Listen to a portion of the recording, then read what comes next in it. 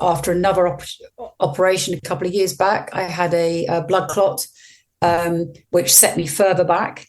But you know what? It sort of makes you stronger in a really weird way as well. So I'm a firm believer in trying to use those situations to come back stronger.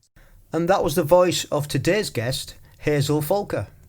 And Hazel's a Forces veteran. She's a GB age grouper, and she is founder of Hotroxx coaching.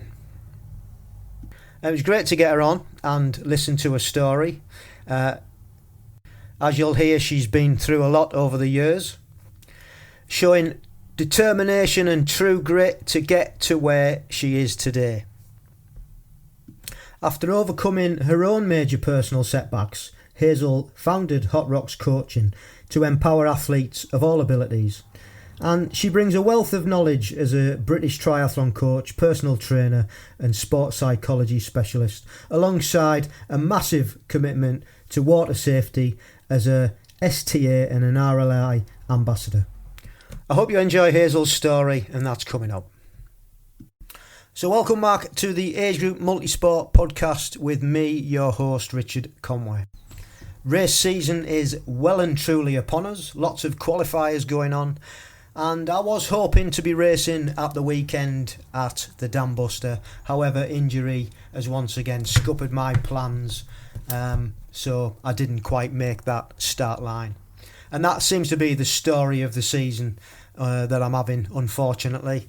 But we're not dwelling on it, we're just going to keep moving forward. I've had x-rays, I've had physio over the last couple of weeks, and we are trying to move forward and just get back to full health.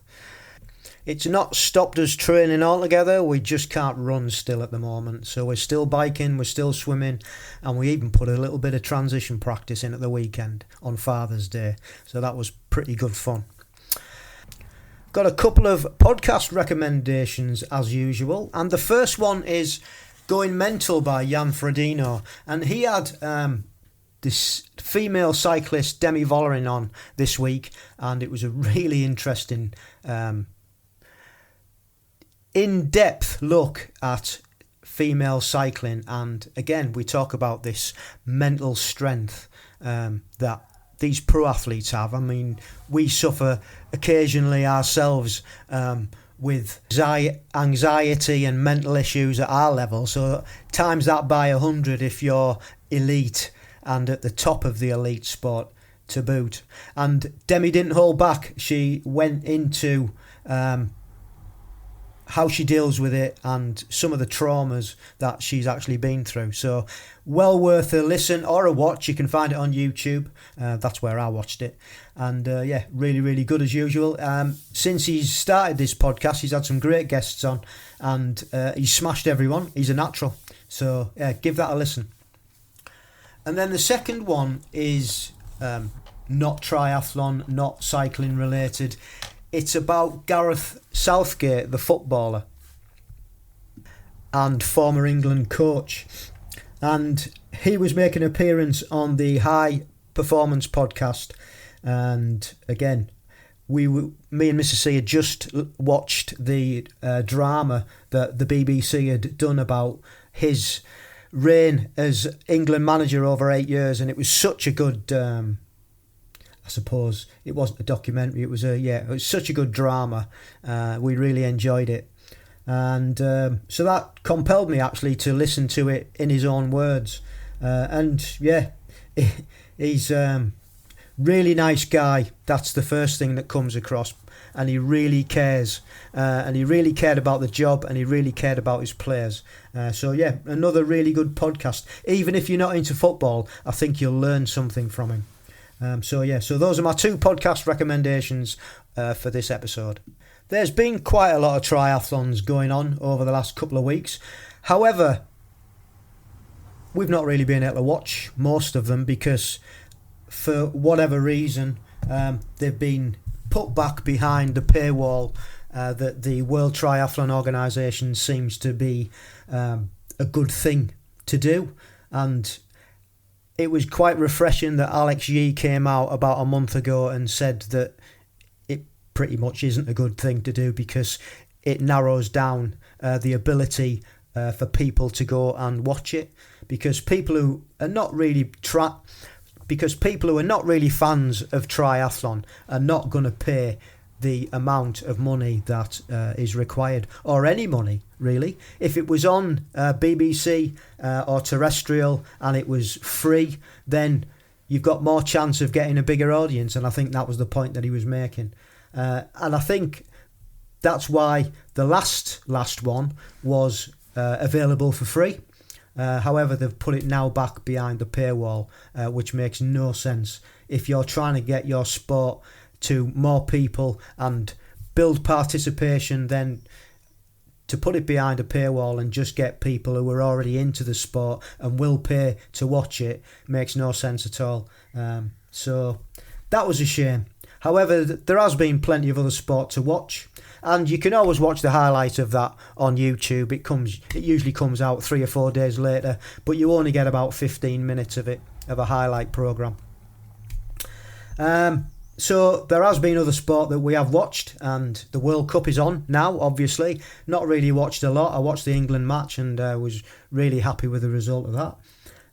We've got another match on tonight as I'm recording this, so I hope they do as well and play as well. There's also been the British Athletics Champs over the weekend, and that was good to watch. Good to see the up-and-coming athletes that hopefully we'll be watching in the Commonwealth and European Championships going forward. The Tour de Suisse has just finished, and again it was great to see Tadej Pogacar, who is the favourite for the Tour de France again this year, back racing, and he dominated that race as you would expect, but it was really good to watch. So yeah, plenty of sport being on, really enjoyed it. And then finally, a big congratulations to everyone who took part in the European Championships over in Tarragona, Spain. I think on day one, as reported by Age Group News, GB team had got 36 medals. They'd got 15 golds, they'd got 12 silvers, and they got 11 bronze.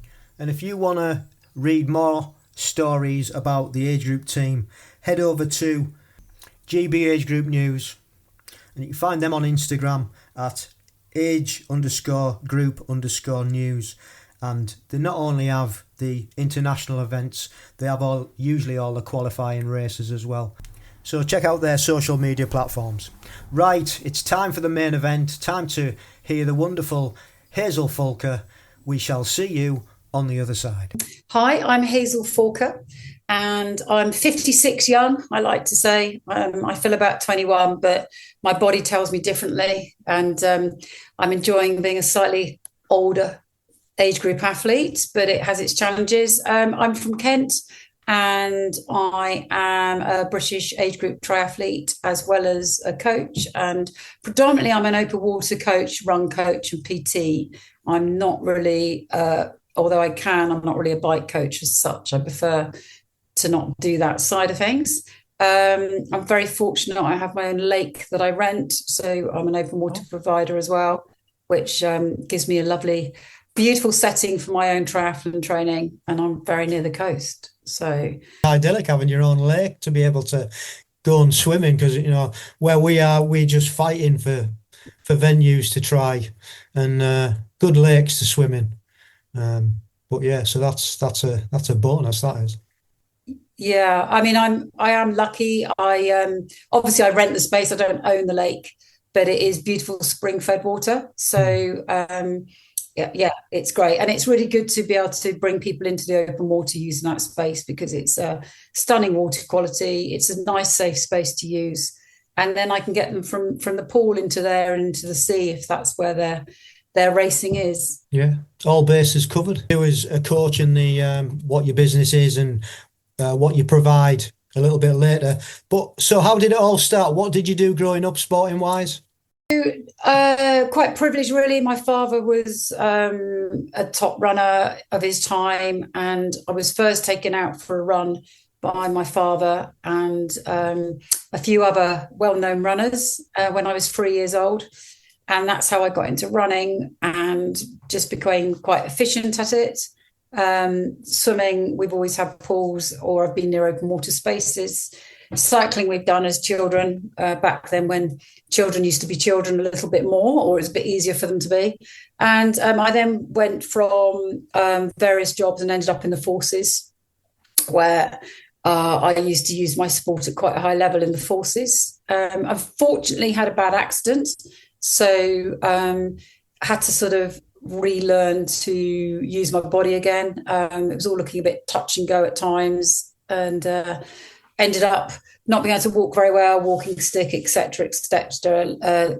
Quite a lot of operations later, and lots of hard graft from not only myself but people around me, my family, and various specialists and stuff, and lots of support. And I just sort of found myself looking for more and more challenges. So had done a lot of running events, had done a lot of swimming events, from 100Ks to 10Ks swims to 100K runs, obviously not 100K swim.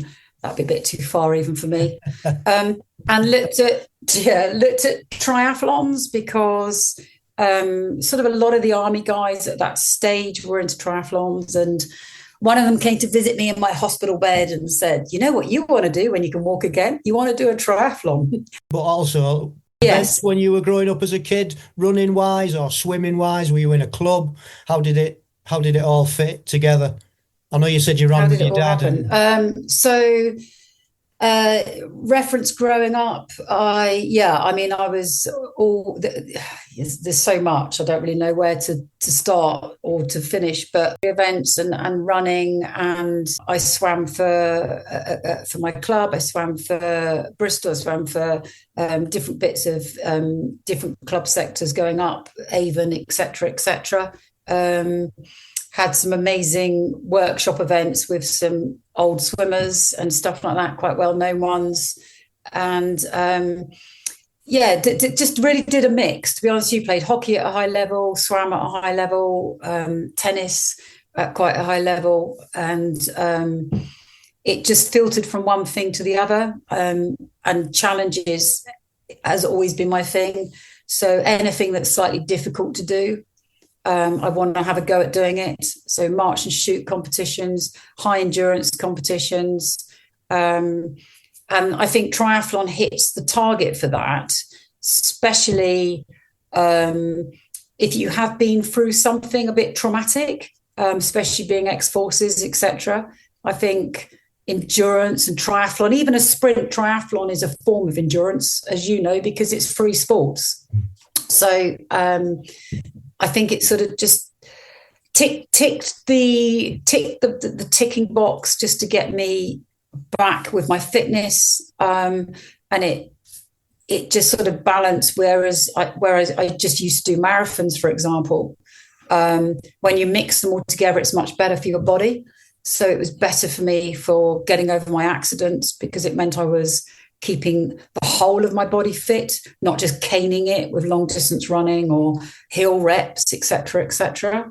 And then what happened? Sounding really weird. I can't sort of talk about my accident. Well, I did wonder, actually, because obviously you said you're in the forces, so it was... Okay, it wasn't very pleasant, and it did a lot of damage to my body. And I was lucky I didn't lose any limbs. There was nothing like that, but I did break bits and bobs and caused a lot of other damage. And a lot of hard work has got me back to where I am now. And I am constantly grateful. It is hard work, but I'm also grateful that the body has allowed me to come back to this place. It has been tricky at times. I've had to step back from races that I've qualified for, which has been quite unfortunate. Operation a couple of years back, I had a blood clot, which set me further back.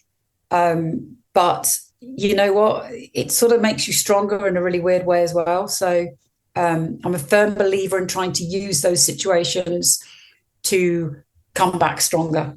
How long ago was the accident? I mean, I'm 56. The accident was when I was early 20s. Right. Yeah. Yeah. Just you mentioned about an operation a few years ago, so it's still going Yeah, I've on. had a load since. Yeah, yeah, still Yeah, going on. So it's yeah, I've been had to have throughout your loads, adult life, pretty unfortunately. But I much. mean, exactly that, exactly that. Yeah, I've had probably 10 operations, Mm. then a few more, then a few went wrong, and then but I think if I hadn't have been through what I'd been through, I wouldn't be able to help people that I help now. I do a lot of trauma work. I Mm. do a lot of veteran and NHS work, and it's made me, uh, yeah, it's just given me a bit more substance than maybe I would have had if I hadn't have had the accident.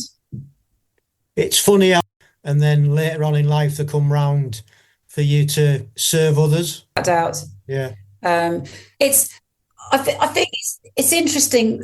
The weird things get to me. I can't really get on the bike using cleats just because of loads of neurological side things and since the blood clot, just a little bit of how I'm managing some things on some days. And I've taken quite a lot of stick from that from some of the cyclists. I find it quite funny because it doesn't really bother me because I've still managed to qualify for Europe and World and I've still done very well. So I just sort of think I'll do me, and it may not be how other people would do things and want to do it. And that's sort of what I pass on to other people. That I've got a chap at the moment I'm working with who's had a stroke and used to be a top athlete, and I've said it may look messy, but you're going to come back from this and be able to do something. And that's a bit of my motto. It may look messy. It may not look like it used to when you were younger or before you've been through something, but you will be able to redo it, whether that's with one arm, one leg, whether that is with your mental health or physical health. So, yeah, this too shall pass is very much a forces saying, and I hold that quite dear. Yeah, that's it. That's one of my sayings that my boys laugh at me every time I say it when they're going through stuff, and I just say, this too shall pass. And it's right, it will. It's like it's happening now. And it's happening right. For me, it's happening for a reason. But it's only happening now. It'll pass. Yeah, it's a great saying. Yeah. And you were recovering from that, and you'd mentioned that you'd found out about triathlon in the forces. I was quite shy of going into triathlon as a swimmer and a runner. And I'd always done quite well with those two sports. I'd never really been in anything to do with cycling other than to cycle, if that makes any sense. I've done long cycle rides, but I'd never really been in a cycle event.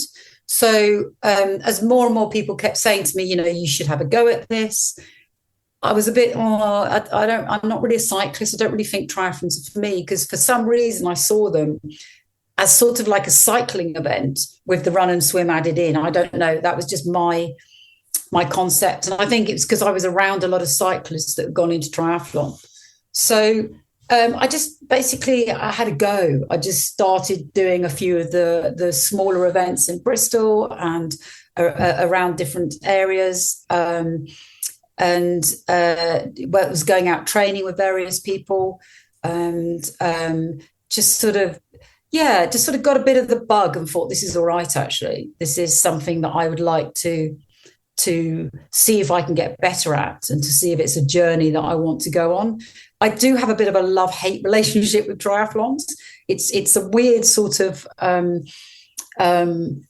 thing. I think that it's quite a beast, isn't it, triathlon, because it's free sports. And you stand on the edge of the early morning swim, and however good a swimmer you are, you're like, just want to get this done.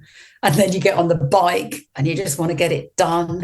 But my new thing at the moment is breathing and enjoying, because I realized that I'd become so highly competitive that I'd forgotten how to enjoy an event. And I was so content on podium or trying to qualify or whatever it was, that I'd forgotten my original journey and start. And in fact, recently, I can't remember who was on the podcast, but it was a famous runner talking about, and I think it was a British Tri one, but I'm not quite sure on that.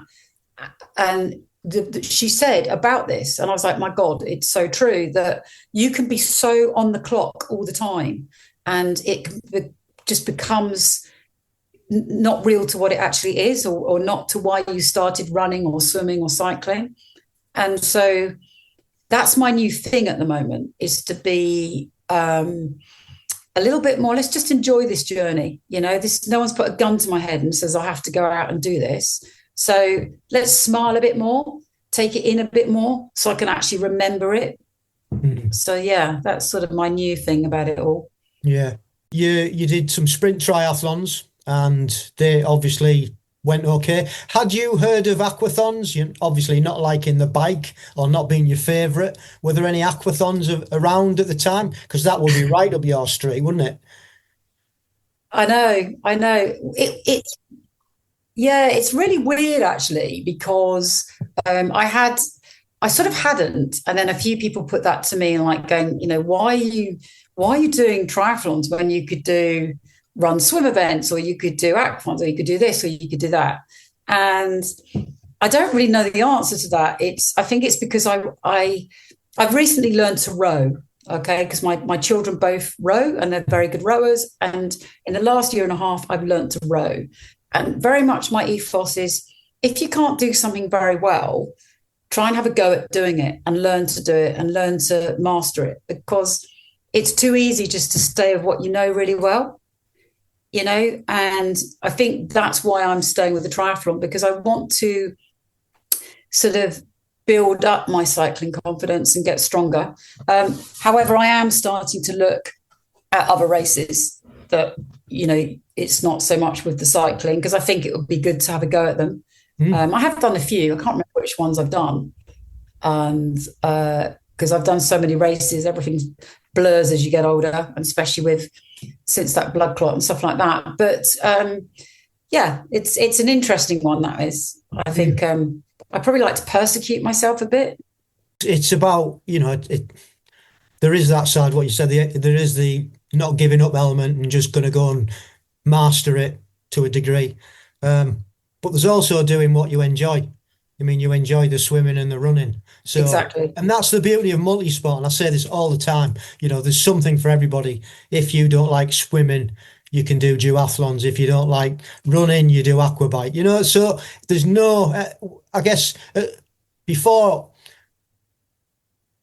we got to where we are within multisport, there was triathlon and then there was duathlons. And duathlons were seen to be winter training for triathletes. But now it's not viewed like that. There's a level at every event now, aquabike, aquathon, duathlon, triathlon. There's a level, an age group level even at all those distances. So, it's about picking something that you really enjoy doing, in my book. And I think that's the ethos that we can look at it now, because we're quite lucky to have all these events that will fit anyone who wants to do them. Now you've made me think. I'm going to have to add even more races into my calendar, where I've been thinking and looking at other ones. And because I think it's good to do all of them anyway, or not all of them, but as many as you can, because it makes you more rounded and then you get stronger. So I'm doing the London to Brighton bike ride, because I think it would be good for my soul to push myself further on the bike, because then that will help me for the T100. So it's sort of how my brain works. And then I've got some run swims booked in, because that will help me for the GB in September. Do you know what I mean? I see it all as stepping stones, really. Mm-hmm. Sure.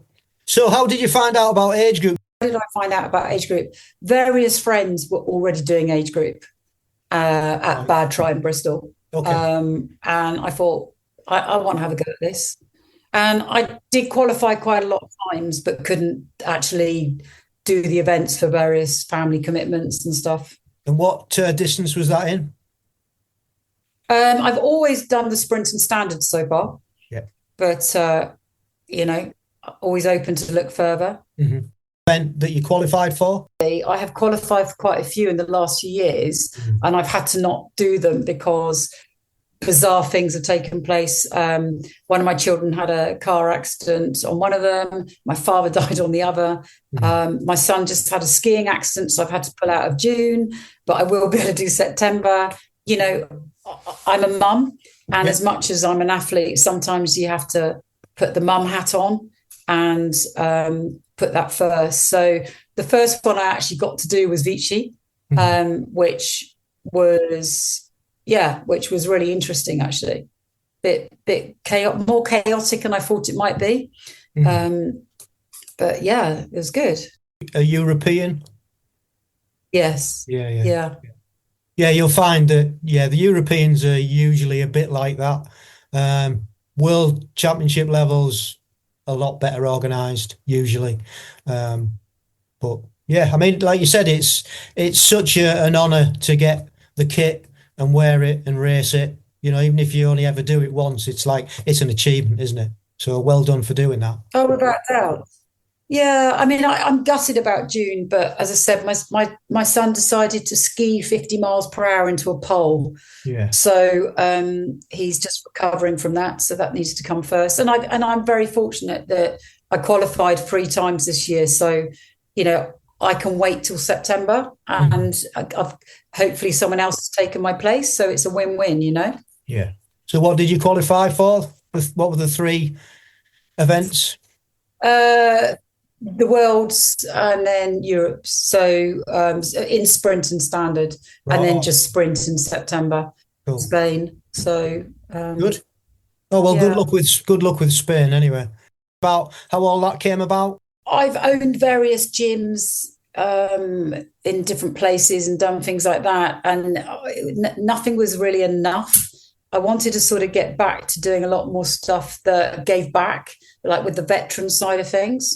So I set up a poppy run at Hastings along the seafront many years ago, and then sort of thought, I want to get more into my coaching and actually really push people forward, whether that's for physical or mental reasons, and also make it accessible, because not so much now, I don't think, but for quite a while, triathlon was seen as very high-end sport. You know, you had to have a lot of money to do it. And like any sport, the more money you have, it gets you better kit, you know, it gets you a faster bike, etc.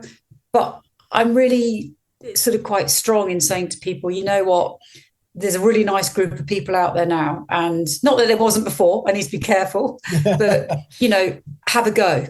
You know, don't want to get into trouble, but like Blenheim, you know, they're great at saying, look, you know, you can, any bike will do, you know, you don't need to go out and buy a load of kit.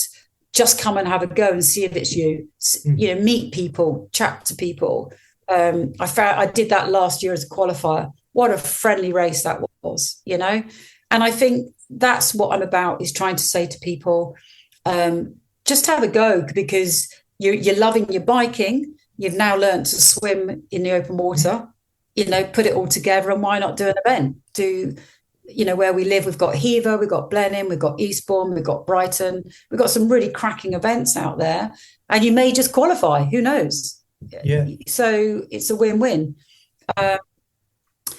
So that's sort of, it was that ethos that got me into it. I wanted people to see that, you know, I'm held together by gaffer tape, but I can still do it.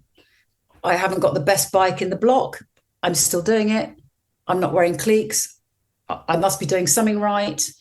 You know, I've got a lot of mental strength and a good sense of humor. So, you know, come and join the party and have a go, really. That's what it's about.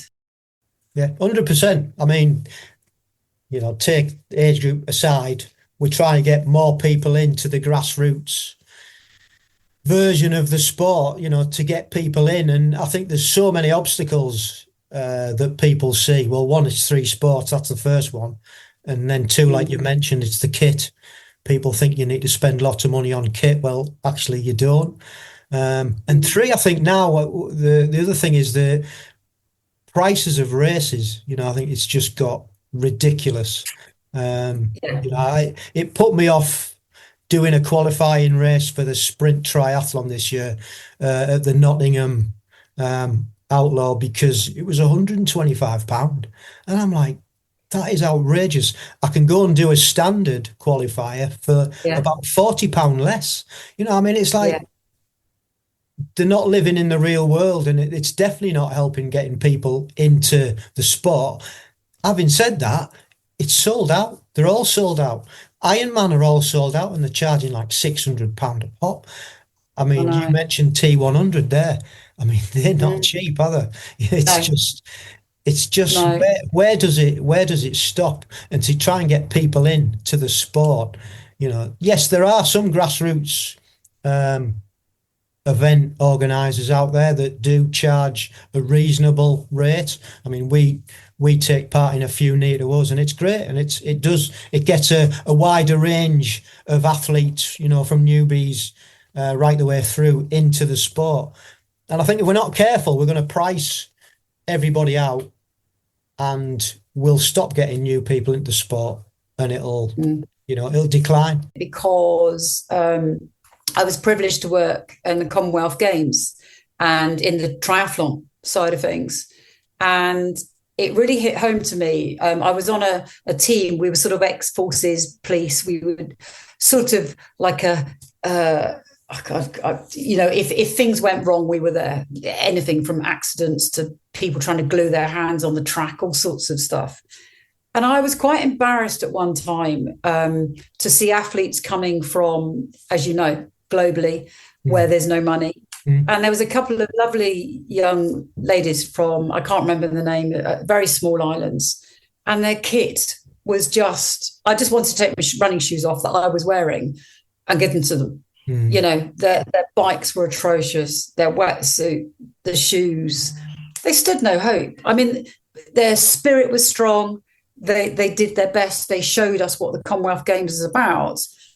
And if you take that from that and you address it to what you're talking about, it is something I have an issue with, because there's various races that I would like to do, but when you've also got a young family and you're the cost of living, for me to go out and spend, I've got to buy all the stuff for the GB.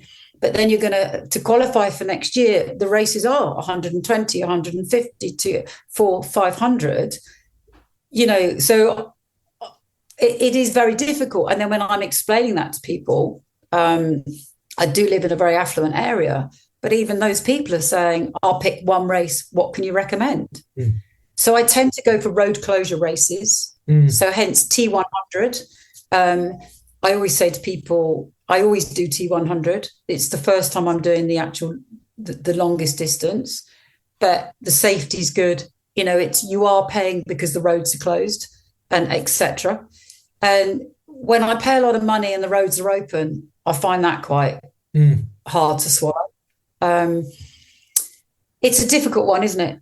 Because there's me trying, and yourself and others, as coaches, we're encouraging people. And, when it comes to how much those races are, it's like, wow, okay, well, I'll do, I can only do one or two. Yeah. So, or I'll just go running, or I'll just get a bike and go riding, or I'll just go swimming. I have to be honest. There's a couple of races I was going to do. I'm just going out on the same day on my own. Yeah. I'm doing it because I'd rather put that money to my GB race, if I was honest. Well, that's sort of how I'm doing it. Unless you're very wealthy, and let's face it, the majority of people aren't, then it's not a bottomless pit for anybody, is it? You've got to allocate money as to your priority of races, and that's it really. And it was just that I could not bring myself to spend. It's not that I couldn't afford it, I just didn't see the value in it, especially like you just mentioned about, it was round a lake, there was no closed roads to be had. It just didn't sit well. Anyway, rant over. That's part of the sport. Yeah, we can all rant, but yeah. So congratulations for coming this far and getting to the age group scene and racing. And like I said before, good luck with your race later on in the year. Hope it goes well. And Thank you. have you done any qualifying or thinking about qualifying for next year? I've just started looking at that. I haven't yet, and I'm looking at a couple of races at the moment and trying to sort of put them into the calendar. Yeah. Because I haven't been 100% well in the last few months. I just don't, and especially with my son's accident, I don't want to overcook it. Yeah, but I yeah. am looking. I Yeah. would like to qualify again for next year. Yeah. If I don't, I sometimes hop a year. Yeah. And then qualify next. Go into the next year to qualify for the next year. Sure. Yeah. I did a lot of races last year, and I've been doing rowing races as well. So Right. it's, Well, that's the thing, isn't it? It's also about mixing it up. A lot of the people I know have gone into to start doing Hotroxx. It seems to be quite popular at the moment. So it's just about finding something. As long as we're active and we're keeping fit, especially as we're getting older, I think it's for longevity. I think it's really important. So that sounds really good. And I think the thing also is with the likes of aquathon, especially, you can put times in, so you don't even have to go to races. You can take times from a swim and a run and submit them and see if you can hit the targets. You don't even have to race, so you can just put times in. If you want to go and do an aquathon at that level, have a look at that, because that might be worth. Yeah, I will do. I didn't know that. Yeah, if you go on the British Triathlon website, go onto the aquathon drop down page and have a look at what you need to do. It's I'm not saying it's easy, because you still have to hit the standard like all of them. But the best part of it is that you don't have to go and actually race an event. You can just submit times. And do those times need to be official from a triathlon or from a race? Or? Yeah, you've got to. Well, I think it depends, because there's different qualifying levels. So Q1, Q2, and Q3. My wife's the manager for the European Aquathon team, and she'd be able to tell you a lot more detail than I can. But if you go to the website, it'll explain it all on there, what you need to do. Thank you. And that would be right up your street. You wouldn't have to worry about spending money on qualifying or time. You just look at the races that you've already done, maybe last year, and pick some times out and submit them and see where it takes you. And especially in sorry, I was going to say especially in the age group, be gentle, be kind. Yeah, I'm older than you, so but at our age there's less competitors, is what I'm saying, in aquathon. Yeah. So it's definitely worth you having a look at. Yeah, I'll have a look at that, definitely. Because it's one thing I would say that I struggle with, and it may be also because of, as I said, sort of different medical things, is I'm dyslexic. And I find it really, I run my own business, but I find it really hard to navigate sometimes with all the races and what to sign up for, and how do I do this, and have I missed the deadline? And then, poor Sue and Nick just get bombarded with the whole world, don't they, on the Facebook pages, because, I do wish there was a simpler way. What you've just explained to me now, I never was aware of. Right. Well, do you get what I mean? That doesn't surprise me, because, you're not wrong. It's not simple. It is complex. There's all different ways of qualifying. As you know, for sprint and standard, you've got to go and do a race. For middle distance and for longer distance, you submit times. Aquabike, I think Aquabike now, they're starting to do races.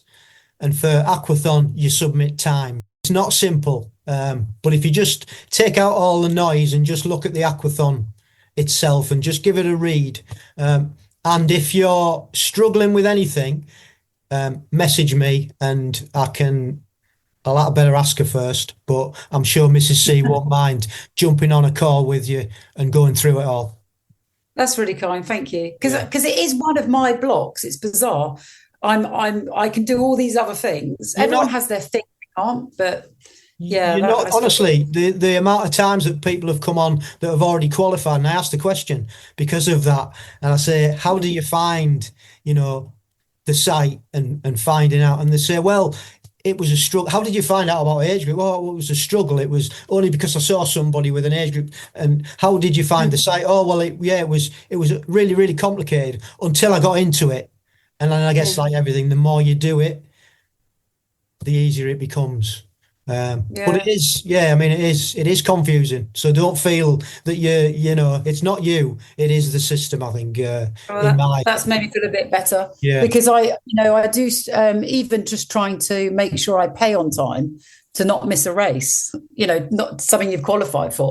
Yeah. I just get. I don't remember which one it was, but it's one that's the deadline is coming up.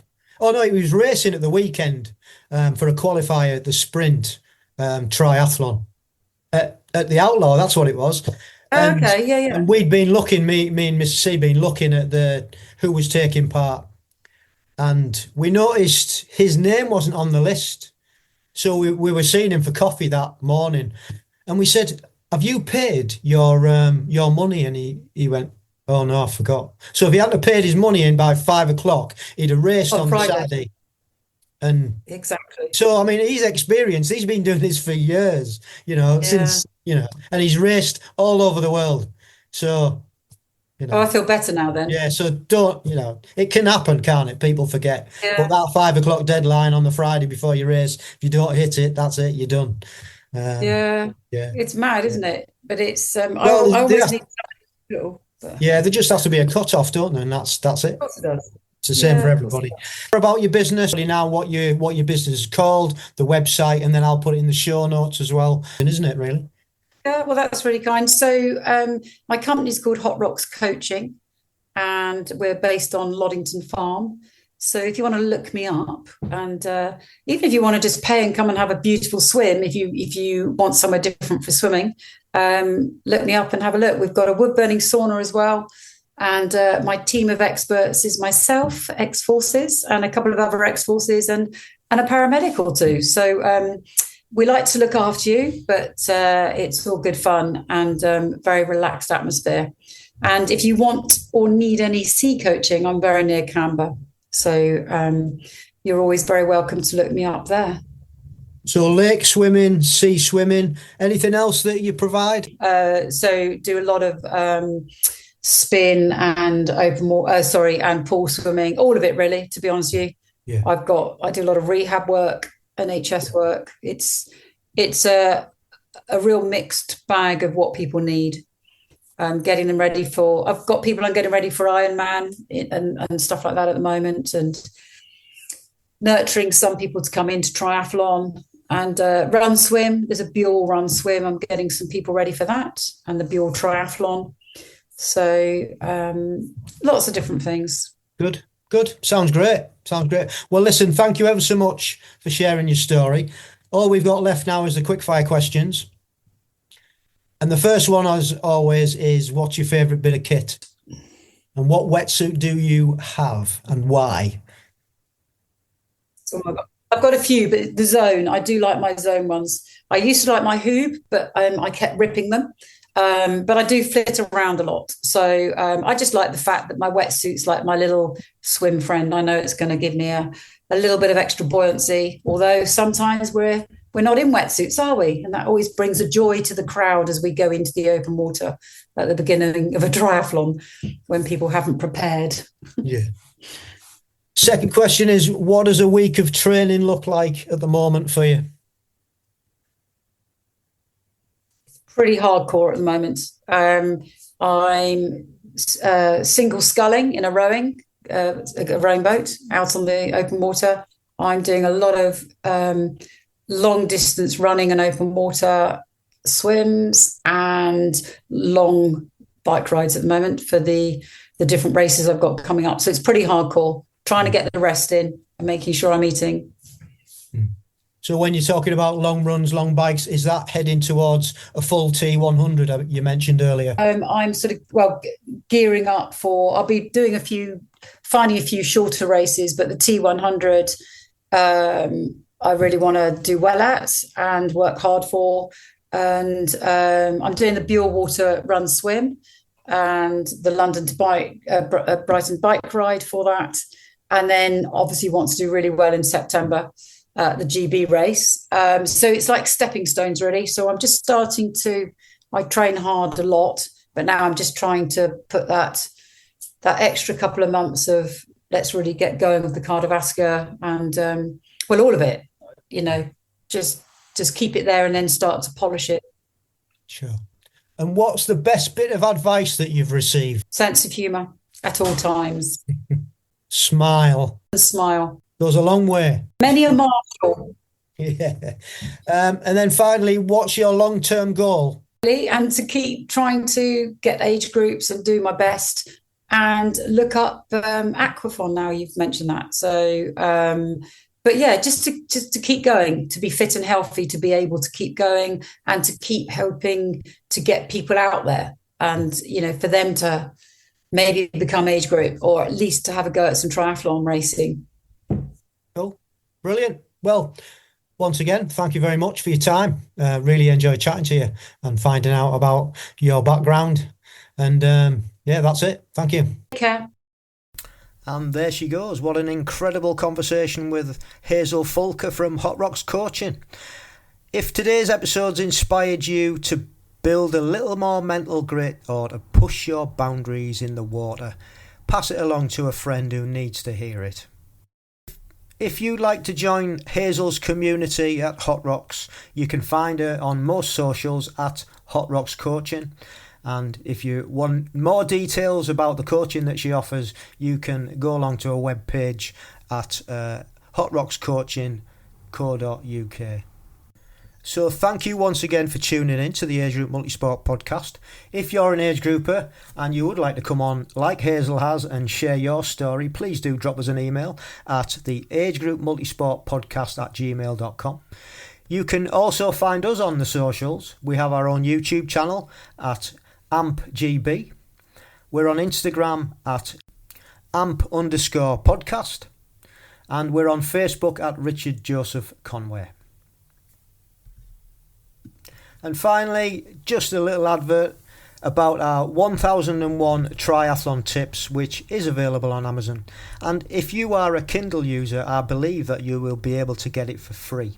And if you do get hold of it, either paid or free, please do leave us a review because that really does help the algorithm pass it out to more like-minded people. So once again, thank you for listening and we'll see you next time. Don't forget, stay safe, keep training. I love the process.